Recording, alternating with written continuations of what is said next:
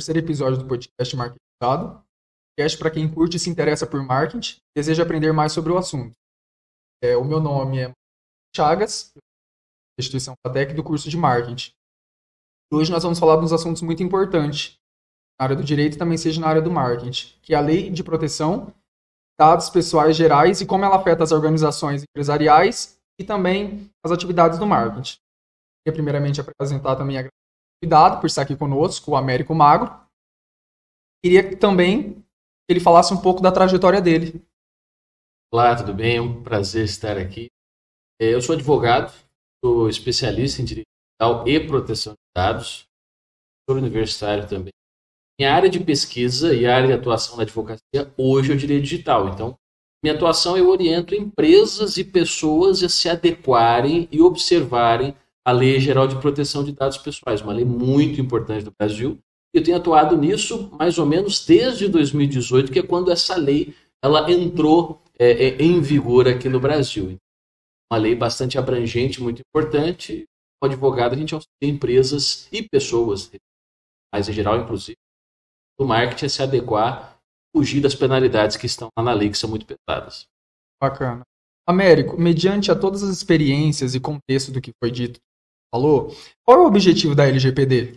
Veja, até a LGPD, nós temos várias legislações que protegem o usuário de internet, o titular de dados pessoais, como o Código de Defesa do Consumidor, por exemplo. Mas nós não tínhamos uma lei específica para tratar de dados pessoais. Então, por exemplo, questão de cadastro, compartilhamento de dados, venda de base de dados, até o tal do telemarketing oportuno. Como que conseguiram os meus dados pessoais? O que estão fazendo com os meus dados pessoais? Será que eu autorizei todas as operações de tratamento que estão realizadas? Nós não tínhamos lei específica sobre isso.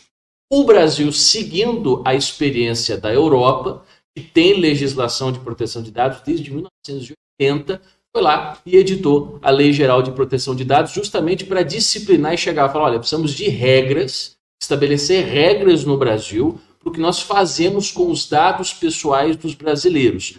Vamos respeitar aquilo que a gente chama no direito de autodeterminação informativa, ou seja, eu como profissional liberal, eu como empresa, os dados dos meus clientes não são meus, dele. Eu tenho que respeitar, eu tenho que ser transparente naquilo que eu faço. Não posso compartilhar sem autorização, não posso fazer qualquer operação de tratamento sem autorização, sem consentimento dele. É esse vácuo que a Lei Geral de Proteção de Dados, que a gente chama de LGPD, buscou suprimir.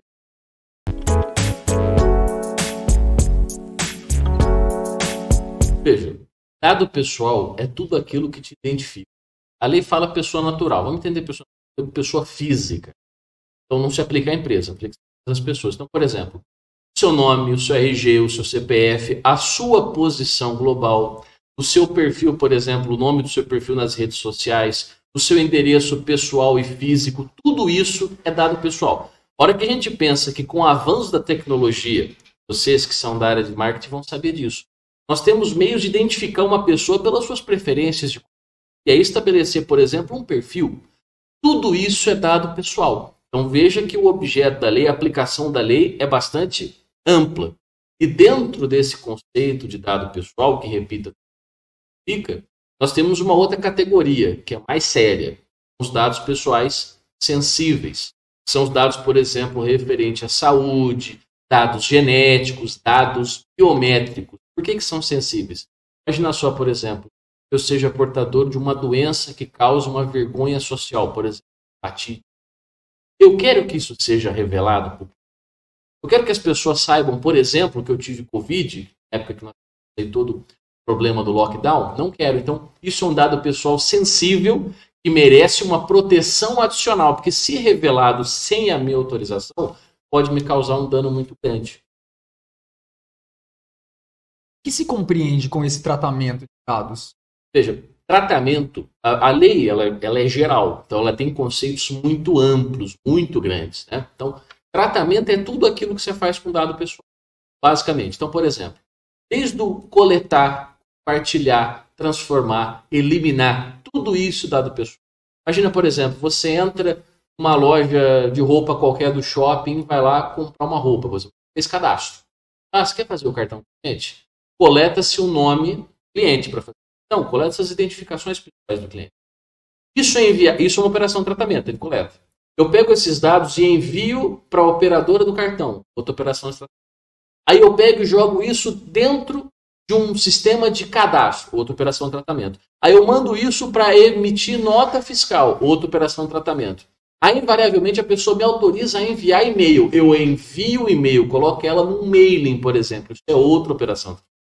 Então, repito, tudo aquilo que você faz com dado pessoal de alguém é tratamento. Quando a gente considera o dado pessoal, nós vamos chegar à conclusão que a lei se aplica a todas as empresas.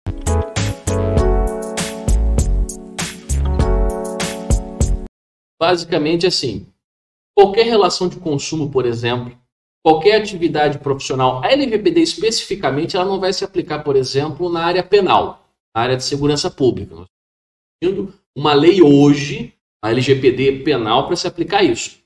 Mas na realidade empresarial, na realidade civil, na realidade contratual e, repito, no mercado de consumo, que vai ser grande parte das situações da lei, a LGPD vai se aplicar. Então, o comerciante, o empresário, o profissional, independentemente do porte, vai ter que observar a LGPD. Inclusive o poder público. Então, a administração pública, o poder público, quando trata dados pessoais dos seus cidadãos, também vai ter que respeitar a LGPD e também vai ter que observar as suas regras. E a respeito de isso, quais são as diretrizes da LGPD e o que o senhor analisa junto ao judiciário brasileiro, mediante a LGPD e os dados pessoais? Vamos lá. A LGPD, ela tem vários princípios. O que são princípios de uma lei? São ideais que uma lei tem. Um dos principais, não vou falar todos aqui, porque é muita coisa, mas, por exemplo, transparência. Tudo que eu faço com os dados pessoais de alguém, do meu cliente, do meu parceiro, eu tenho que explicar para ele. Eu tenho que explicar o que eu faço com os dados, por que eu trato, para que eu trato, com quem eu trato e por quanto tempo. Finalidade. Eu só posso, porque na verdade tem 3 princípios-chave. Finalidade, necessidade e adequação. Ou seja, quando eu chego para você e falo, olha, eu vou tratar os seus dados pessoais para fazer um cadastro, para te enviar um mailing com promoção, eu tenho que me fincar a isso. Eu não posso pegar os seus dados pessoais e fugir dessa finalidade que eu te falei, compartilhar os seus dados pessoais, por exemplo, com um parceiro meu e falar, olha, estou vendendo base de dados, você, meu parceiro, vai lá e oferece serviço para ele também. Então, eu tenho que ser transparente e quando eu chego para você e falo, eu vou tratar os seus dados pessoais para isso, por isso e por isso, eu tenho que seguir isso. Porque, repito, os dados pessoais são os seus. Eu tenho que respeitar. E, além disso, uma das principais palavras-chave da LGPD é o consentimento. Ou seja, eu só posso tratar os dados de alguém a partir do momento que eu explico para que eu vou fazer aquilo, por que eu vou tratar, para que eu vou tratar. E a pessoa que eu estou tratando, aí ela, entendendo isso, ela consente. Porque basicamente só se consente aquilo que se entende. O que é consentir? Como que eu posso pedir que você concorde com o tratamento dos dados pessoais se eu não explico para aquilo? A palavra consentimento é importante. Do ponto de vista do Poder Judiciário, sobretudo aqui no estado de São Paulo, o Tribunal de Justiça já tem aplicado penalidades às empresas do ponto de vista indenizações pelo mau tratamento de dados pessoais. Por exemplo, o funcionário que passa dados pessoais de um cliente para um amigo, ou o laboratório que não consegue armazenar adequadamente os dados e causa um vazamento. Temos, inclusive, a aplicação da LGPD do ponto de vista do direito do trabalhador. A empresa que não respeita os dados pessoais do empregado já tem sido condenada na Justiça do Trabalho por isso. Então, são decisões que estão crescendo e vão se tornar cada vez mais... Certo. E falando sobre o que a lei pode entender? A lei fala, vamos pegar o do juridiquês e a gente traduz depois para o português. Consentimento é manifestação livre, inequívoca do titular concordando com o tratamento de dados por uma finalidade. Basicamente, o que é isso? Eu tenho que garantir que eu explico para o titular de dados, repito, eu trato, porque eu trato, quem trata e por quanto tempo. Por quê? Para ele entender quais serão as consequências desse tratamento. Porque, repito, só se consente com aquilo que se entende. Como que eu vou aceitar o tratamento de dados se eu não forneço todas as informações necessárias ao titular para que ele manifeste essa decisão? Porque consentir a decisão. Quer ver um exemplo? Se você fizer, por exemplo, um procedimento de saúde, ou qualquer uma cirurgia, por exemplo, invariavelmente o médico vai chegar, olha, eu preciso que você assine esse termo de consentimento. No termo de consentimento, que às vezes é um padrão que deveria ser revisto, eu coloco lá, olha, esse procedimento tem o seguinte risco. Esse procedimento pode causar as seguintes consequências. A mesma coisa acontece, guardadas as devidas proporções, com os dados pessoais. Eu tenho que explicar para o titular exaustivamente, detalhadamente, tudo aquilo que eu vou fazer com os dados dele. Porque sabendo de tudo, aí ele vai poder verdadeiramente decidir se ele autoriza ou se ele nega o tratamento. Por isso é um conceito tão importante, tanto que é repetido nada menos que 36 vezes dentro da LGPD essa palavra consentimento. E essa finalidade, quando ela é alterada, alterada, é o papel da empresa ou do cidadão? A regra é, se eu trato os seus dados, expliquei para você, eu preciso tratar os seus dados pessoais para essa finalidade, por exemplo, para colocar você à base do meu de cadastro que eu tenho dentro da minha empresa, te mandar promoções, eu tenho que seguir isso. O contrato, basicamente, nós temos uma relação contratual, isso faz lei entre as partes. Ah, não, mas agora eu quero compartilhar os seus dados com um parceiro, naquele exemplo que eu dei. Você não consentiu com isso. Lembra que o consentimento ele tem que ser específico, uma finalidade determinada. Se eu mudar a finalidade do tratamento, se eu pegar os seus dados e utilizar para qualquer outra coisa que você não decidiu, não aceitou, eu tenho que te procurar novamente e falar, olha, então, você me passou os seus dados para aquela finalidade, então agora eu estou procurando fazer esse compartilhamento com outra pessoa. Você concorda ou você nega? Então, toda vez que eu precisar mudar a finalidade, eu preciso comunicar ao consumidor. Se eu não fizer isso, eu estou violando a lei e vou estar sujeito a penalidades e indenizações. Certo. Quem fiscaliza o cumprimento da lei? A LGPD ela vai ser fiscalizada, sobretudo, por um órgão dentro do governo federal que nós chamamos de Autoridade Nacional de Proteção de Dados, que está vinculado à Presidência da República, que hoje é muito parecida com uma agência reguladora.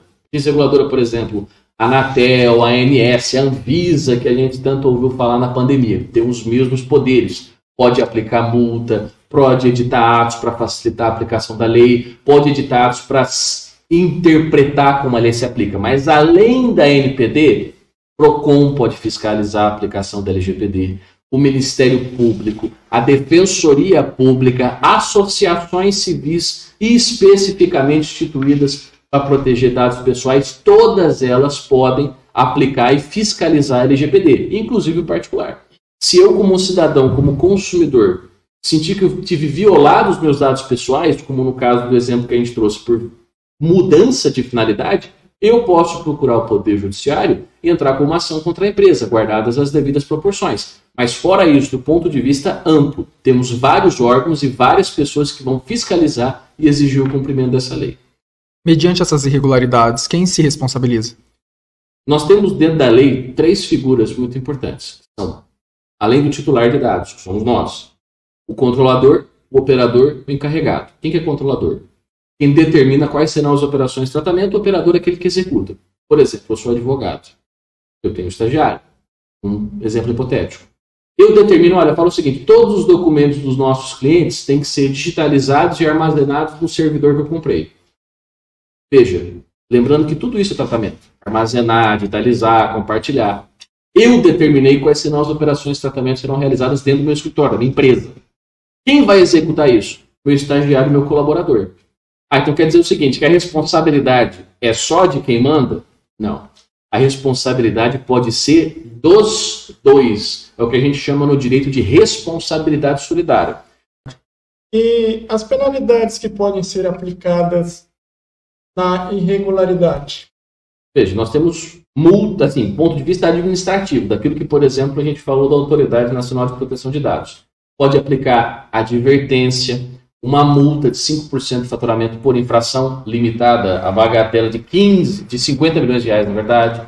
Pode aplicar a determinação de suspender as atividades de tratamento, bloquear a base de dados dessa empresa. Claro, vai ter um escalonamento, ou seja, eu não vou aplicar de imediato a suspensão da atividade da empresa. Talvez antes eu deva aplicar uma advertência. Mas dentro da lei, a Autoridade Nacional de Proteção de Dados pode aplicar uma série de penalidades, que não exclui a possibilidade de indenização. Então, o Ministério Público ainda pode entrar com uma ação civil pública, o PROCON ainda pode aplicar suas multas e o particular, eu como titular, ainda posso pedir uma indenização. Então, são tanto multas, penalidades, quanto possibilidade de indenizações e outras condenações, inclusive no âmbito do Poder Judiciário. Bom, agradecemos a participação do seu Américo aqui e também agradecemos quem está assistindo, dá uma força para nós. E vou deixar a palavra com o Manuel aqui para ele dar as últimas informações para você.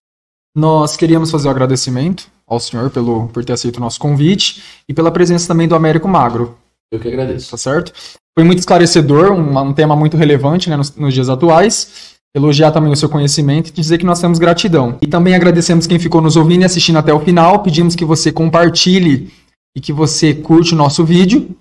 Você que tem um tema relevante também para nós e deseja compartilhar e que nós também podemos trazer para vocês, pedimos que você coloque nos comentários esse vídeo. Desde já, muito obrigado mais uma vez e nós encerramos o podcast Marketizado.